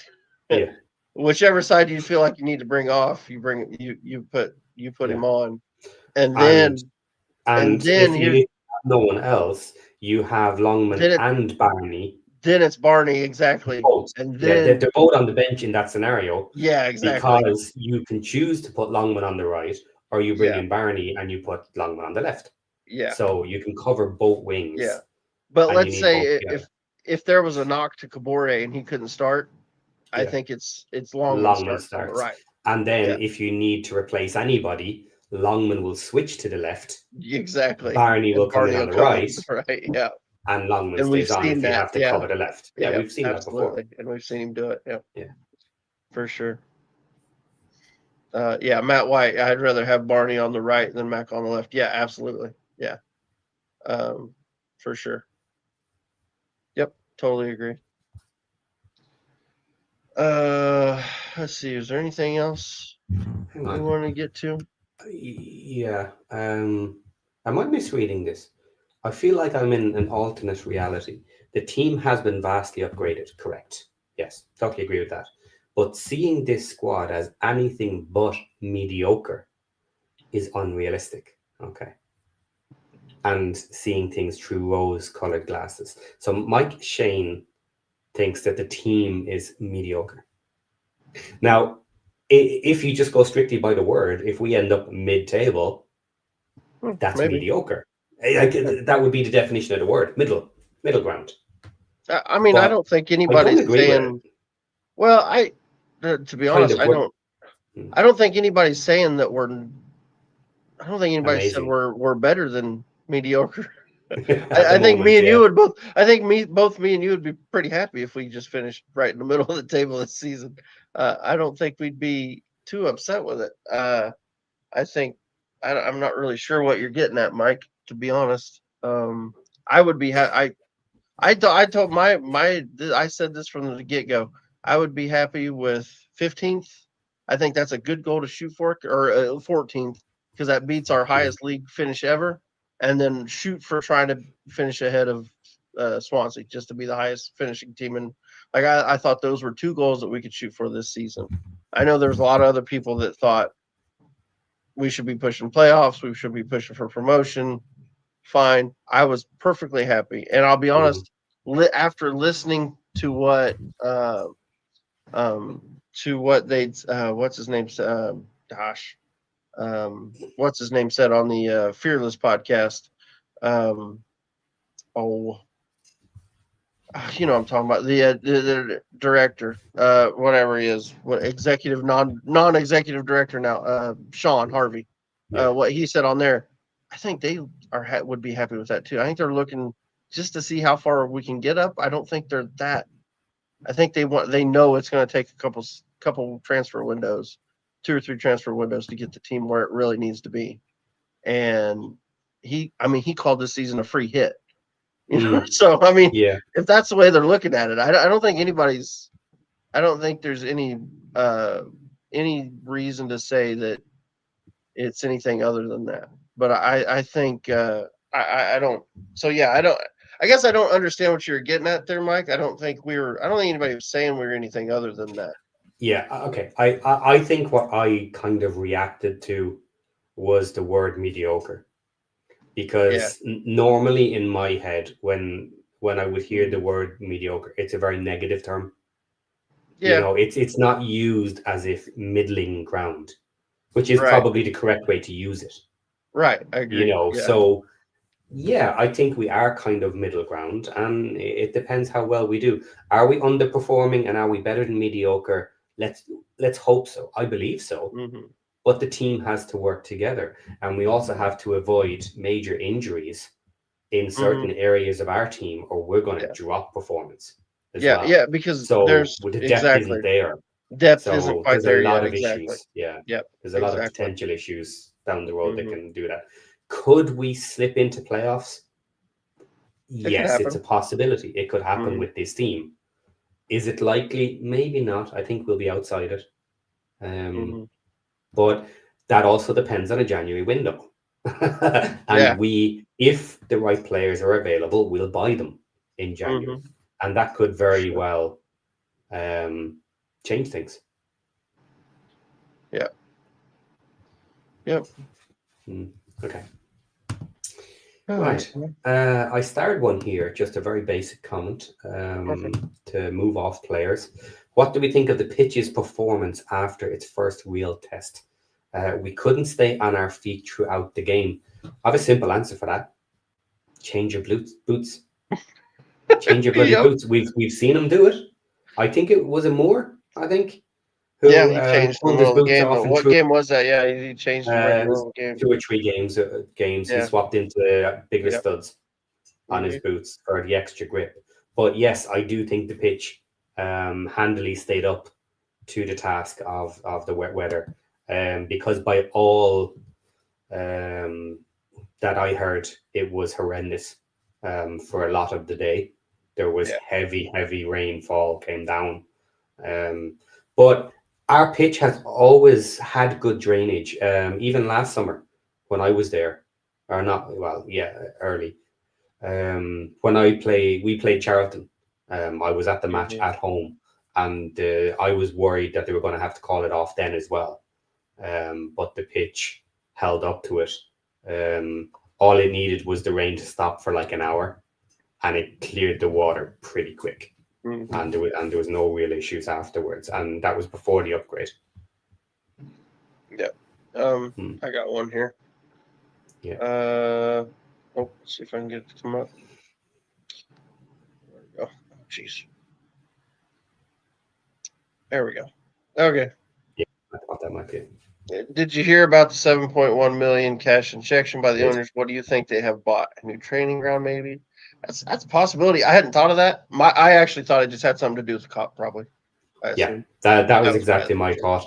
We know we had I think they called it a lien on the club, which was basically from the council, in that they had a potential cause of action to go after the building if we don't pay them back the money / do what we're supposed to do in the contract, which is build a cop with the money that they're allocating to us.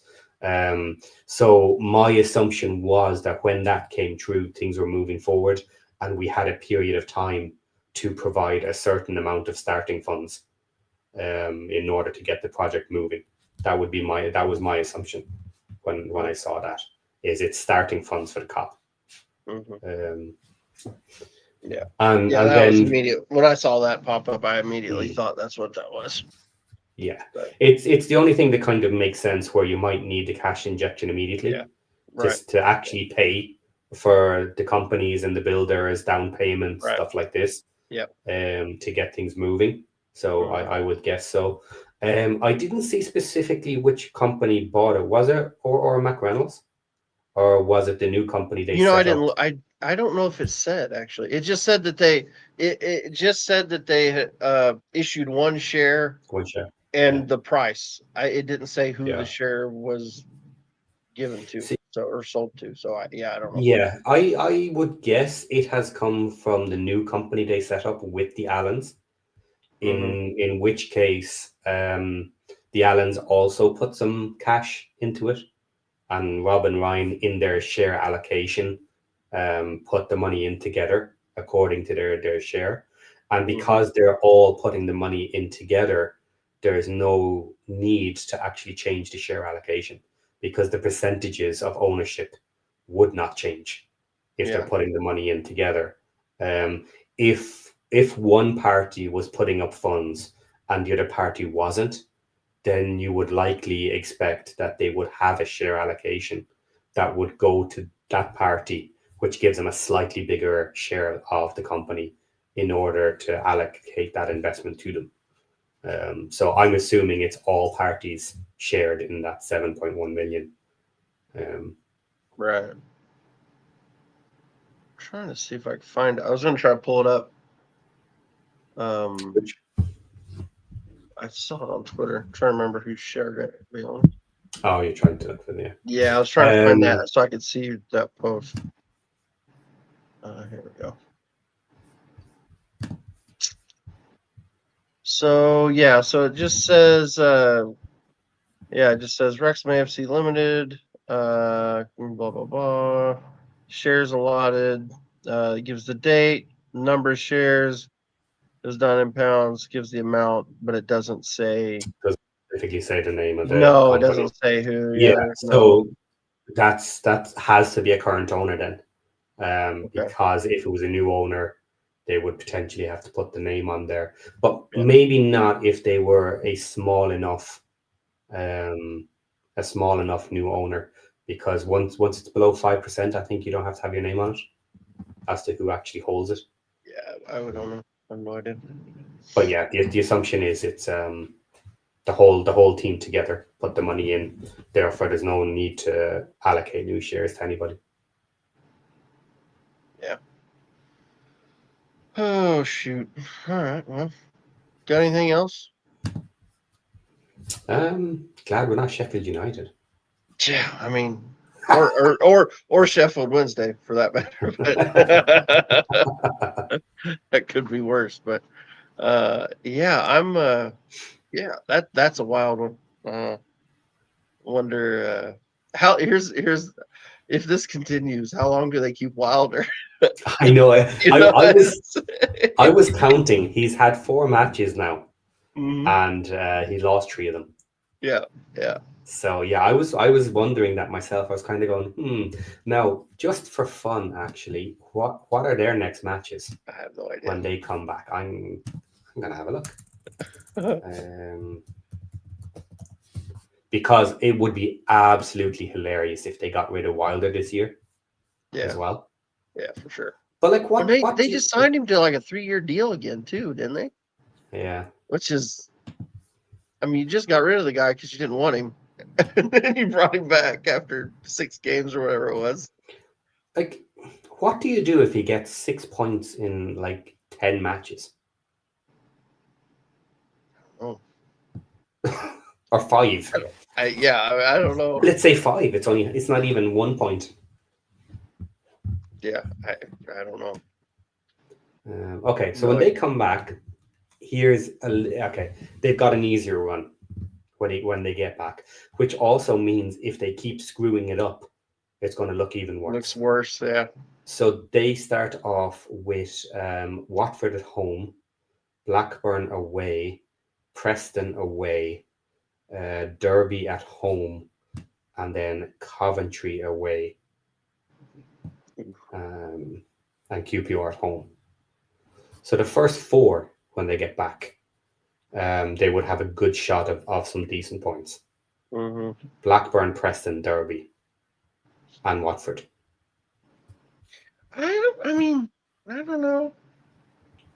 Like any team can beat anyone. I'm not saying that they should win them all, but out of those 4, if they're going to do something, they should really be able to get 6 points out of that 4. I think that's asking a lot out of them. Blackburn? Because Watford's not that bad. Blackburn you could beat. Preston's been pretty good. Actually, Preston's really good. And Derby's not bad. Derby's not a bad team. They're not a bad team, but they're down the end of the table. I think if they win one, it's Blackburn. But that's away at Blackburn, so that's a tough one. Yeah. I could see him maybe getting 2 out of that. Oh, yes. Like, Preston's a lot higher actually. Preston's been really good. Yeah. And Watford's not been terrible. Watford's 10th. They're ahead of us actually, yeah. Right. Okay, they're not doing as bad as I thought either. I'm mixing up my table here. Yeah. Well, I mean, things are moving. Traditionally, those teams Blackburn and Derby down. are the bottom ones. Yeah. I wouldn't be surprised if they 2 out of 4 games and get 2 points out of the 4 games. Oh God. When is that next? Isn't there another break in November? International break? Yeah. It's so we got so the QPR game is the last game before the next international break. So they could go. I mean, they're not okay. Let's just say I'm right and they get 2 out of those 4. They're not fucking going to Coventry and winning. They're not beating Coventry. And then they've got QPR, and we've seen what QPR can do. There's a chance they don't win either. They may only get 2 from 6. If they get 2 from those 6, does he make it through that that international window. But what do you do at that point? Like, do you say it's not the manager I don't know. and start picking players to dump in January? I don't know. Yeah, it's an interesting one. Like, what do you do there in that scenario? That's a tough one. Now, let's jump to us because I think that's an interesting one Okay, to let's do go that. to. I haven't. So where are we? Table. Because interestingly, talking about the January window, and they would like to be somewhere close to playoffs to kind of say it's worth a big push. In which case, they might overspend on a couple of players if they can't get people. If we're not close to playoffs and are solidly mid-table, I don't think they should spend a lot in January unless the right players become available at a decent price. See, I think they're going to spend no matter what. They'll buy someone, yes. But I think they'll spend big. I think they'll use it because here's the thing: you're not going to want to be anywhere near relegation. They need windows as well to get to where. Yeah, so I could see them spending no matter what, no matter where we are in the table. I could see them spending a bunch. Yeah, in general, I just hope they don't get their pants pulled down in January though. You know, because they always seem like we get our pants pulled down no matter what. I'm quite happy with the spending actually for the summer. Yeah. Okay, so when we come back, we have Stoke away, tough. Yeah.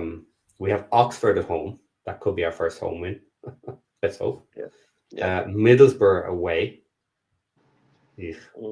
Tough one. We then have Cardiff at home in the cup. And that's Tuesday, and then the Friday we have Coventry. Now, I wonder would they want to push that and get rid of Coventry if they could. But anyway, that's three tough matches out of four there for us. October 31st, that takes us to, and then we have two more: Portsmouth away and Charlton at home. So 5th and 8th. And then the break. Yeah. So that's not an easy run up to that window. But after that, then before the January window is when we hit what would be our easier part of this first half. Because then after that, okay, we start with Ipswich, which is tough. Ipswich away. And then Bristol City at home. And I guess that's not easy either. Then we have Blackburn, Preston, Hull, Watford, Swansea. Yeah. And then Sheffield United and Preston. Depends what Sheffield United are up to. Yeah. We've got them on Boxing Day, so that'll be a massive match. And then Preston. Look, when you start going through the list, there's not a lot of easy teams. There's no easy. It's not like League One. Yeah. Last year we were picking teams. We knew. They're kind of the dog shit ones. Now, in fairness, we lost to some of them because that was just our way. We were taking out the big teams, and we were losing to some of the weakest teams. But sometimes it's hard to tell which ones are hard. But we could come into January with a nice run there if we do okay with those teams, which would be a good time to have it, to kind of fire and see where we are coming into that. Yeah, I'm thinking it'll be it's gonna be stops and starts, man. I think the season's just gonna be like that. There's gonna be we'll get a couple wins here, and then we'll drop one that we wouldn't have thought we were gonna drop, and then we'll draw a couple. It's just I think that's the way the season's gonna go. Some of those difficult teams. We'll take out top teams. I'm still not worried about that. No. We will take some of them out. Yeah. We're not going to lose to every one of those. No, we'll be fine. Let's see what else we got. Anything in the? Do you think Parky will buy in January? Yes. Who will? Yeah, they're definitely gonna buy some players. Yeah. Definitely. Yeah. Who will leave? That'll be an interesting question. Who will leave? Yeah, we still have some long contracts there. But we could have difficulty with the 25. And I also hope that Kikache is firing and we don't have issues with him getting recalled. Yeah. That'll be my okay. All right. Let's say we get. That'll be interesting, and it's. I don't think we can say yet. Where would we want to upgrade?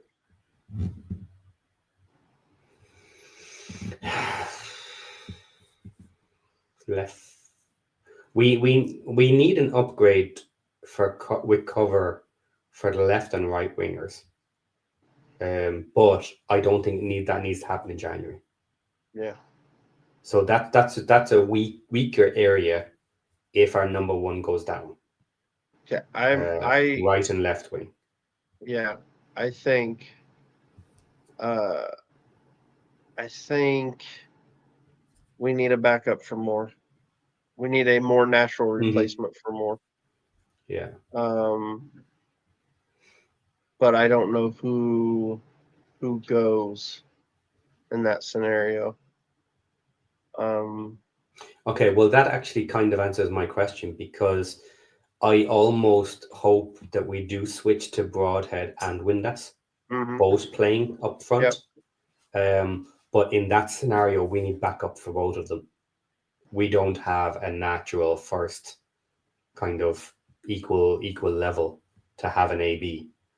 Because if we play both of them together, we don't have sub cover for those positions. I would like Moore to become like our super sub, where we try and play it more through the center.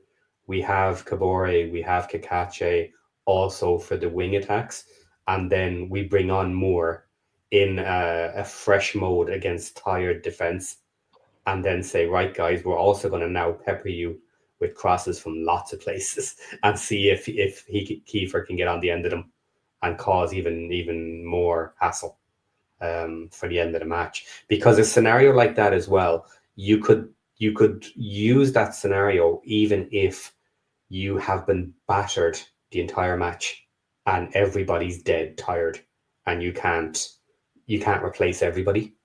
You know, if you have a team like Leicester who have been driving at this the entire match, whether we're ahead or whether we're behind, that would be a good final attack, is to bring on someone like Kiefer Moore in that scenario and go a bit more direct, quick, long balls.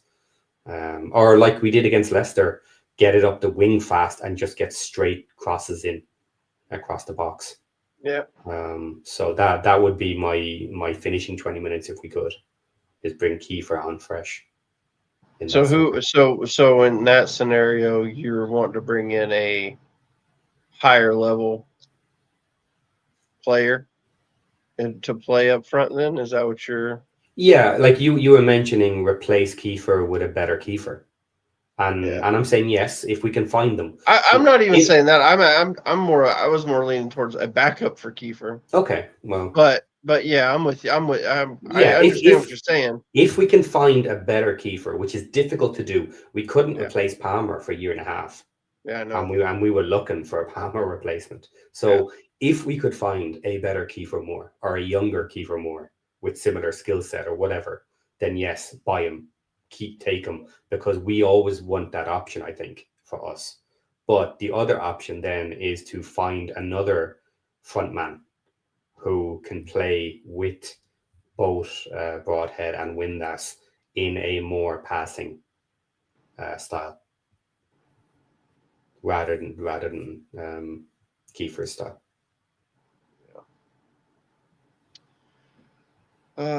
Sab says a 6'5" striker, a skilled striker would not be playing in the championship. I mean, if you find one young enough that's not proven himself yet, that would be that's.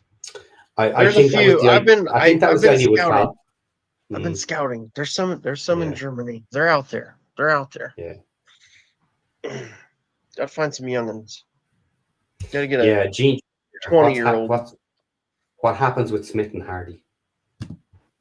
Well, interesting. Hardy, unfortunately, I think we've already moved past him, which is ridiculous that we did that. I don't think we've given him the opportunity in the position he needs to be given it in. Yeah, but because he scored 10 goals from the position that O'Brien's playing right now, last season in the championship. Yeah, In the exact same formation, playing that role. We've not played him in that spot yet. I think you give him the chance. Got to let him try. Did you listen to the podcast with Harvey talking about the summer signings? Mm-hmm. He essentially said that. He said early doors we could get Hardy. He was an improvement. It wasn't costing us much because he had a guaranteed out. Mm-hmm. So what, we got him for like 700,000 or something, wasn't it? It's cheap, yeah. So we took him in early, and then we got better players late that we wanted, that we kind of didn't expect. So we brought them in, and they basically superseded Hardy getting his shot. Right. Yeah, I don't see him as I don't see him as a starter, but as the player coming off the bench for, if we're starting Windass and Broadhead, if you brought him in for Broadhead, and then say you brought Rathbone, like we talked earlier, in for if you bring those two off the bench, if you had to, and let him play that, I think he played really well in that role last season. So that would be my my guess. But I don't know. Matt White is saying Hardy will be the first to go. I don't agree with that. I still think he was essentially an upgrade on what we had. They were treating him as if he was an upgrade on what we had. Now, he's not an upgrade on what we bought after him. Right. But on that understanding, Smith has to prove himself. Now, I'm not hoping this, but for me, the fact that Hardy hasn't been on the bench leads me to believe he's injured. I don't think he has been pulled with Smith getting the role on the bench above Hardy. I don't quite see that yet. Maybe. No, I think Parky probably looks at Smith as, between those two, as the closest he has to Kiefer, as a player that can hold up. His hold up plays better.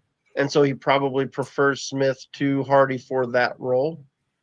I don't think Hardy's not a hold up player. You're not gonna lump balls up into the box and have him hold it up. Now, he will run in behind, which we know that Smith prefers that.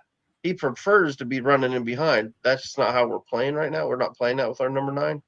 So we want our number 9 to be a hold-up player. But that's why I'm saying Hardy, you need to give him the chance at that other spot where we know we've seen him in the championship perform at a high level.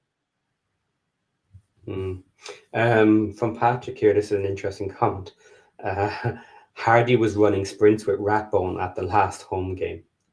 Now, I'm assuming your implication is there that, well, he has absolutely been dumped, because if you're running sprints.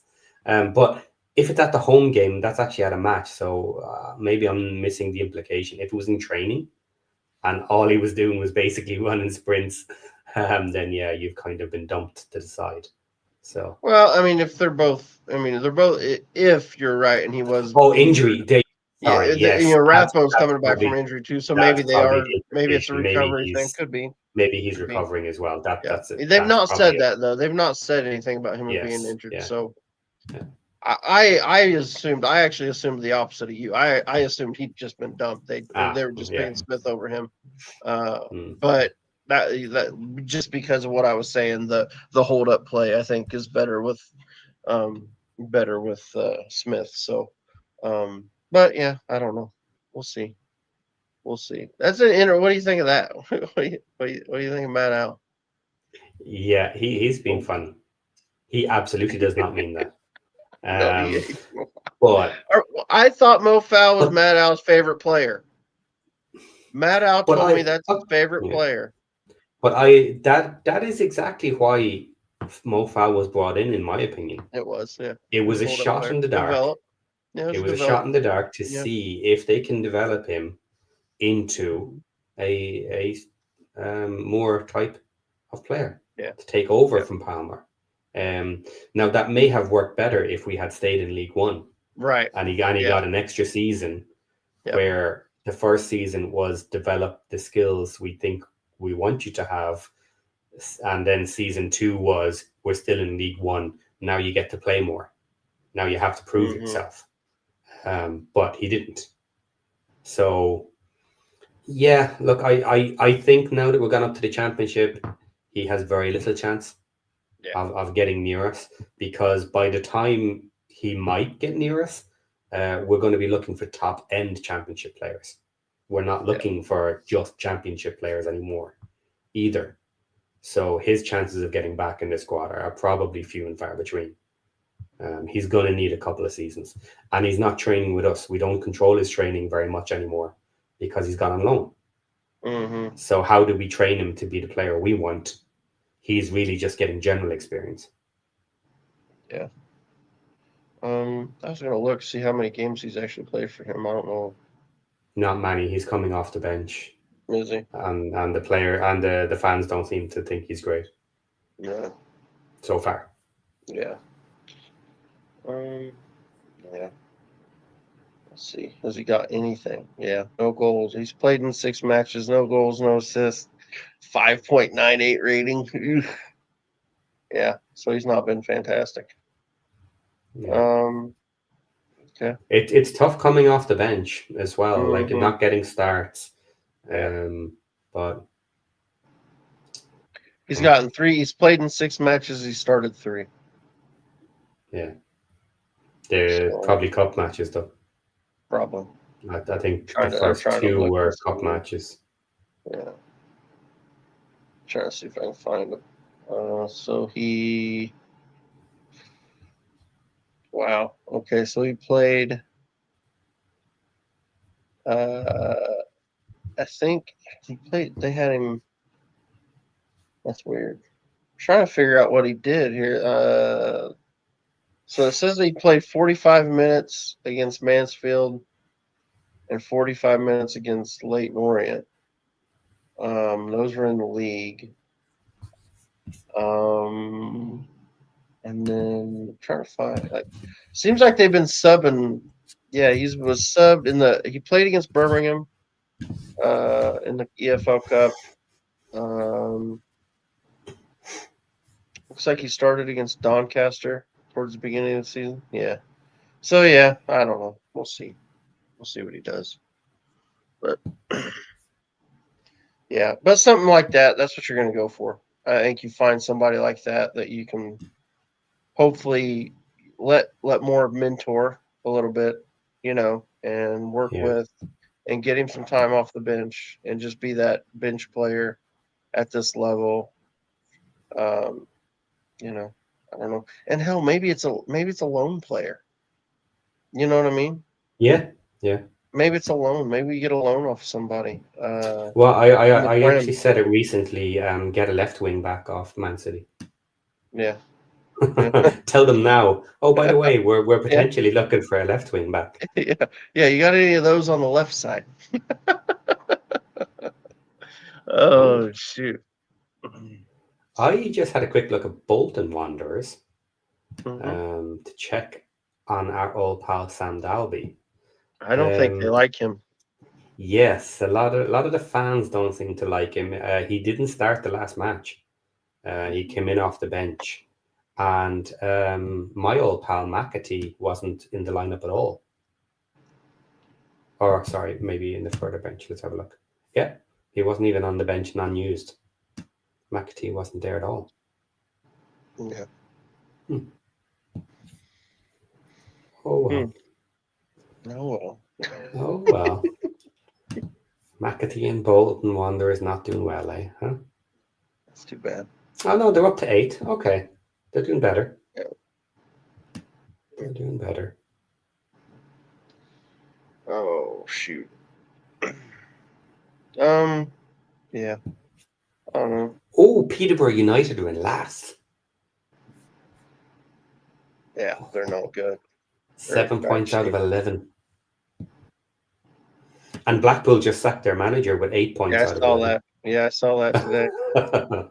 That was a surprise. They really performed well under him at the end of last season. I couldn't believe they've had such a bad start this year. Yeah, Darren Ferguson is still there. Yeah. Now, the owner's not going to want to get rid of him. They're friends, but I don't think he can last too much longer. I don't know. What did they do as far as I don't think they did very well. Ashley said hello in the comments actually the weekend. Chris, that's not nice. That's funny. But I'll still put it up. That's funny. No, I don't even know what I was saying. You caught me off guard there, Chris. You threw. I was getting ready to say something. You got me. Oh shoot. What's this? Ruth, did I miss the discussion about Kakache? Do we know if he's going to Indy? I assume he's not. I have not heard. I haven't seen that he was picked. Usually they announce them. Usually they announce the players that have been picked. I assume they didn't pick him because Broadhead and Moore were announced as being picked. Yeah, I assume that he's not picked. I guess I can look that up. I could check that out real quick. Let's see. Trying to think where to even look. I guess on X. From Matt White here again. What do we do with all our loanees after the season? Sell everyone, Mullen included. Yeah, I think so. Sell, release, whatever. Yeah. Pay them up. Sell, release, send on loan again, whatever they want. Yep. I don't think any of our loans have basically any shot of getting back into the squad.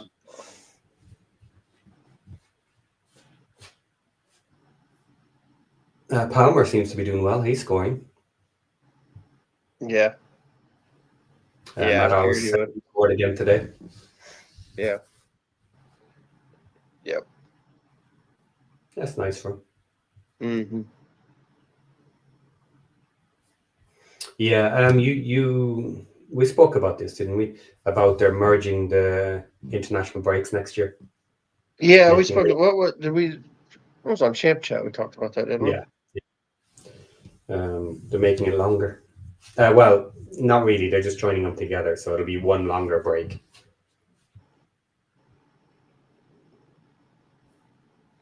Trying to find. Yeah, and Marriott has scored 5 in 5 games. Marriott's doing really well. Apparently, Swindon Town love Palmer, calling him a cheat code for League Two. I would think so. He's solid for League Two. Yeah, but you know what though? When we had him in League Two, we were ready to get rid. Ready to move him on. Get rid of him. I know, and then he did better in League One. Yeah. It's crazy. But then again, I was ready to say don't give Viking Jesus a contract last season, and he got us promoted. So I'm trying to see. I don't know if they've announced their spot. Have they? Here it is. Okay. I think I found it.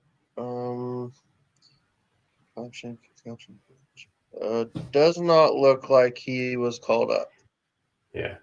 So yeah. So I don't believe. Yeah. He's not been called up. Kakache wasn't called up. So I'm not going to take the bait. On what I miss? In the comments, Habs is trying to get me on a rant. Did you hear what I said about you the other day? I said no. You can't trust. I can't remember what show it was. Oh, we were talking about the footy tip. Where was the footy tips? Footy tips. Yeah, I heard something about it. I said you can't trust an Irish guy that lives in Finland.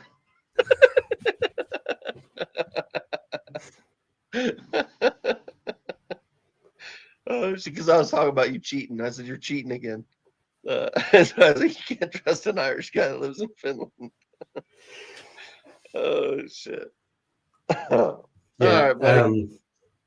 Just a comment there. Fletch retired. Yeah, we did. We talked about it, but we saw it. Yeah. Not surprising. Not surprising at all. Apparently, he has a golf show coming out on YouTube. Oh, that'd be cool. I mean, I don't golf or nothing, but yeah. Let's see. He's still he's still getting it. Oh shoot. Well, buddy, it's been 2 hours. I need to get off here. Yeah. No problem. All right. Well, everybody, I think that does it. I said somehow we managed to get 2 hours out of that. We weren't even sure if we were going to do the show. After we got dumped. I know everybody left us, so we just kept going. I think we went for an hour by ourselves. Yeah. But that Josh guy doesn't even show up. I know. We're gonna have to kick him off the channel, I think. All right. Well, everybody, thanks for coming in, hanging out with us on that bombshell. Yeah, we had local pundit takeover. Yeah, exactly. We're overthrowing the place. Yeah. I guess on that bombshell, see you all soon. Take care, guys.